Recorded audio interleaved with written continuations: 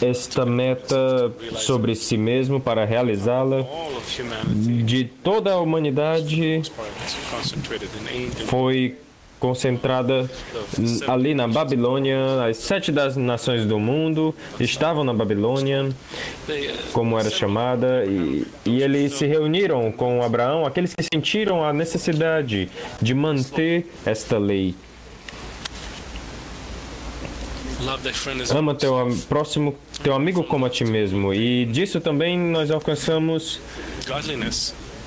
a divindade com pureza do coração. A importância que é chegar neste ego gigante que apareceu neles e os destruiu na Babilônia. E um pequeno grupo. E nós temos uma pergunta sobre esse grupo.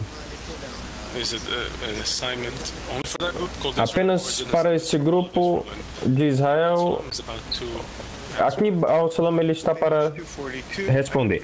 Página 259 do Kabbalah para estudante, artigo Matan Torá, item 5. Primeiro, nós precisamos entender por que a Torá foi dada especificamente à nação israelita e não igualmente a todas as pessoas no mundo. Isto é devido ao nacionalismo, Deus proíba. É claro que só um louco poderia pensar assim. E a verdade é que os sábios já lidaram com esta questão, e isto é o que eles dizem. Deus ofereceu a Torá para todas as nações e línguas, e elas não a aceitaram.